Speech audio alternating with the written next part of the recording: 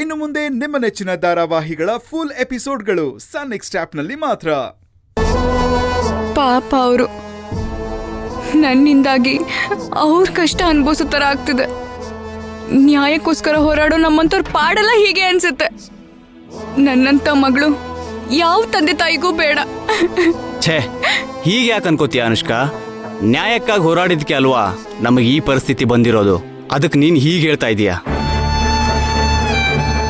ಅದೇ ಈ ಹೋರಾಟದಲ್ಲಿ ನಮಗೆ ಜಯ ಸಿಕ್ಕಿ ನಾಳೆ ತಪ್ಪು ಮಾಡಿದವ್ರ ಶಿಕ್ಷೆ ಆದಾಗ ನಿನ್ನ ಹೆತ್ತ ಅಪ್ಪ ಅಮ್ಮನಿಗೆ ಎಷ್ಟು ಸಂತೋಷ ಆಗಬೇಡ ಹೇಳು. ಅಲ್ಲಿ ತನಕ ನಾನು ಅಥವಾ ಅವರು ಇರ್ಬೇಕಲ್ವಾ?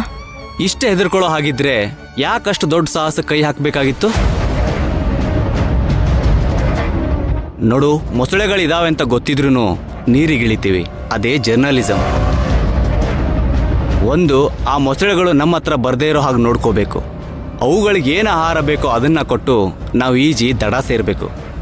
ಇಲ್ಲಾಂದರೆ ಅವುಗಳಿಗೆ ನಾವೇ ಆಹಾರ ಆಗಿಬಿಡ್ತೀವಿ.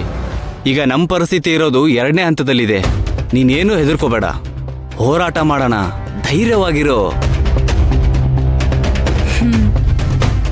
ನಿಮ್ಮ ಮಾತು ಕೇಳ್ತಿದ್ರೆ ನನಗೆ ನಮ್ಮ ಅಪ್ಪನೇ ನೆನಪಾಗ್ತಿದ್ದಾರೆ. ಅವ್ರು ಯಾವಾಗಲೂ ಹೇಳೋರು, ಮಾಧ್ಯಮ ಅನ್ನೋ ಹೆಸರಲ್ಲೇ ಯಮ ಇದ್ದಾನೆ ಅಂತ. ಅದೃಷ್ಟ ಇದ್ರೆ ಯಮ್ಮಂಗೆ ಏಜೆಂಟ್ ಆಗ್ತೀಯ, ಅದೃಷ್ಟ ಕೆಟ್ಟರೆ ಅದೇ ಯಮ್ಮಂಗೆ ಗೆಸ್ಟಾಗಿ ಹೋಗ್ತೀಯ. ಎರಡೂ ಬೇಡ ಅಂದರೆ ಮಧ್ಯದಲ್ಲಿ ಇದ್ದು ಬಿಡಬೇಕು. ಆದರೆ ಒಂದು ನೆನ್ಪಿಟ್ಕೋ, ಮಧ್ಯದಲ್ಲಿ ಇರ್ತೀನಿ ಅನ್ನೋದಾದರೆ ಮಾಧ್ಯಮಕ್ಕೆ ಹೋಗಲೇಬೇಡ ಅಂತಿದ್ರು. ನೋಡ್ದ್ಯಾ, ಮುಂದೆ ಏನಾಗುತ್ತೆ ಅಂತ ಅವ್ರಿಗೆ ಗೊತ್ತಿದ್ರು ಎಲ್ಲದಕ್ಕೂ ಅವ್ರು ರೆಡಿಯಾಗಿ ನಿನ್ನ ಈ ಫೀಲ್ಡಿಗೆ ಕಳಿಸಿರೋದು. ಅಂಥವ್ರ ಮಗಳಾಗಿ ನೀನು ಇಷ್ಟೊಂದು ಹೆದರ್ಕೊಂಡ್ರೆ ಸರಿನಾ? ಇದು ನಿಜವಾಗ್ಲೂ ನೀನು ಅವ್ರಿಗೆ ಮಾಡ್ತಿರೋ ಅವಮಾನ. ನಿನ್ನ ಧೈರ್ಯನೇ ಅವ್ರಿಗೆ ಹೆಮ್ಮೆ. ಹೆದರ್ಕೋಬೇಡ ಅನುಷ್ಕಾ.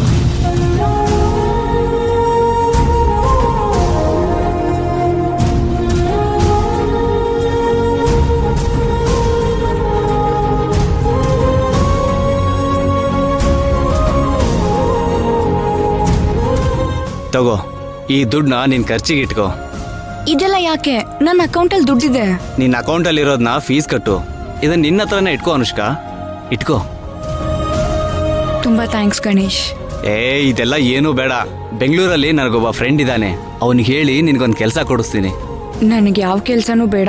ನಾನಿವಾಗ ವರ್ಕ್ ಮಾಡೋ ಮೂಡಲ್ಲಿಲ್ಲ. ಹಾಗಂತ 4 ಗೋಡೆ ಮಧ್ಯೆ ಇದ್ರೆ ನೆಗೆಟಿವಿಟಿ ಜಾಸ್ತಿ ಆಗ್ಬಿಡುತ್ತೆ. ಆಮೇಲೆ ಹುಚ್ಚಿ ಆಗ್ಬಿಡ್ತೀಯ ನೋಡು. ನನ್ನ ಮಾತು ಕೇಳು. ತಗೋ ಈ ಲೆಟರ್ನ, ನಿಮ್ಮ ಅಪ್ಪ ಅಮ್ಮ ಕೊಟ್ಟಿದ್ದಾರೆ.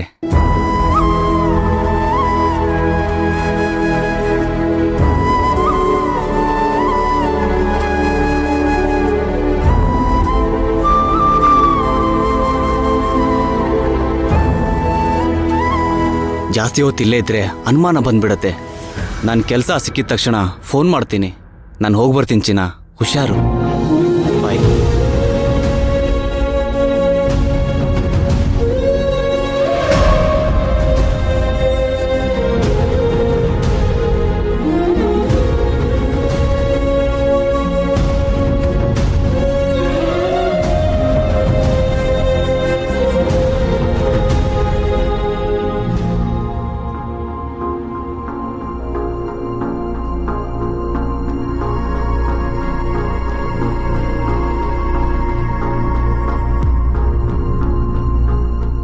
ಅನು, ಯಾರದು?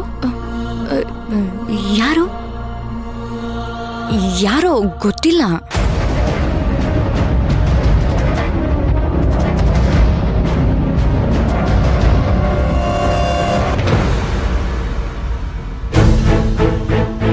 ಮೈನಾ, ನಾನ್ ಹೇಳಿದ್ದೇನು, ನೀನ್ ಮಾಡಿದ್ದೇನು? ಗಿಣಿಗ್ ಹೇಳ್ದಂಗ್ ಹೇಳಿ ಕರ್ಕೊಂಡ್ ಹೋಗಿದ್ದೀನಿ, ಬಂದು ಕ್ಷಮೆ ಕೇಳು ಅಂತ. ಆದ್ರೆ ನೀನ್ ಮಾಡಿದ್ದೇನು? ನಾನ್ ಸರಿಯಾಗೆ ಮಾಡ್ದೆ ಅಕ್ಕ. ಏನ್ ಸರಿ ನಿನ್ ತಲೆ? ಗೋಡೆಗ್ ತಲೆ ಚಚ್ಕೊಳ್ಳೋದು ಸರಿಯಾದ ಕೆಲ್ಸನಾ? ಇನ್ನೇನ್ ಮತ್ತೆ? ಮಾಡದೇ ಇರೋ ತಪ್ಪಿಗೆ ಕ್ಷಮೆ ಕೇಳು ಅಂದ್ರೆ ಅದ್ ಸರಿನಾ? ಮಾಡದೇ ಇರೋ ತಪ್ಪಿಗೆ ನೀನು ಧ್ರುವನ ಜೈಲಿಗೆ ಕಳಿಸ್ಲಿಲ್ವಾ? ಕಳಿಸ್ದೆ ತಾನೆ? ಅದು ಬಿಡು, ನೀನ್ ಯಾಕೆ ಹೀಗ್ ಮಾಡ್ದೆ ಮೈನಾ?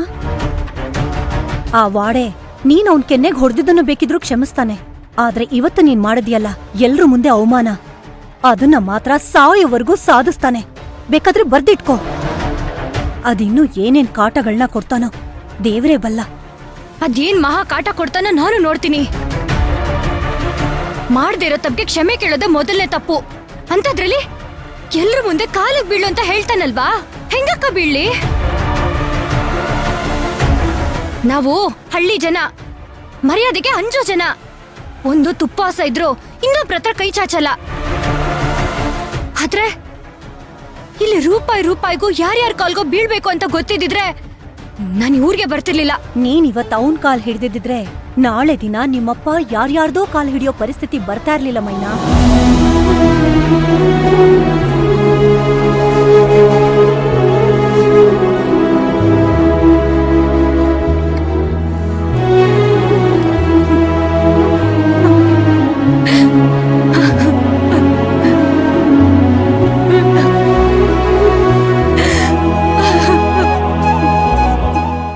ಈಗಾಗ್ಲೇ ನಮ್ಮಪ್ಪಯ್ಯ ಅವ್ರು ಮಾಡ್ದಿರೋ ತಪ್ಪಿಗೆ ಯಾರ್ಯಾರ ಕಾಲೋ ಹಿಡ್ದಾಗಿದೆ ಅಕ್ಕ.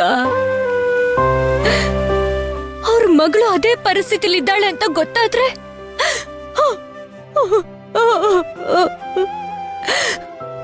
ಅವ್ರ ಎದೆ ಹೊಡೆದೋಗಿ ಅವ್ರು ಸತ್ತೇ ಹೋಗ್ತಾರೆ.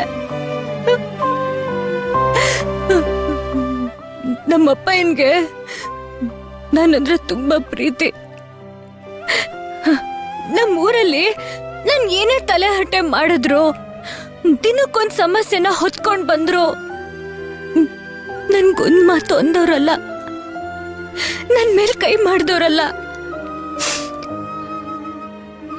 ನಮ್ಮೂರಲ್ಲಿ ಒಬ್ಬ ದೊಡ್ಡ ಮನುಷ್ಯ ನನ್ನ ಮದ್ವೆ ಆಗ್ತೀನಿ ಅಂತ ಬಂದಾಗ ನಮ್ಮ ಅಪ್ಪನ ಸ್ಥಾನದಲ್ಲಿ ಬೇರೆ ಯಾರಾದ್ರೂ ಇದ್ದಿದ್ರೆ ಮಗಳ ಕುತ್ತಿಗೆಗೆ ನೇಣ್ ಬಿದ್ರು ಪರವಾಗಿಲ್ಲ, ಮನೆ ಸಮಸ್ಯೆ ತೀರಿದ್ರೆ ಸಾಕು ಅಂತ ಇರೋರು. ಆದ್ರೆ ನಮ್ಮಪ್ಪಯ್ಯ ಮಗಳ ಜೀವನ ಹಾಳಾಗ್ಬಾರ್ದು ಅನ್ನೋ ಒಂದೇ ಒಂದು ಕಾರಣಕ್ಕೆ 1000ದಷ್ಟು ಸಮಸ್ಯೆ ಇದ್ರು ಎಳ್ಳಷ್ಟು ತೋರ್ಸ್ಕೊಳ್ದೆ,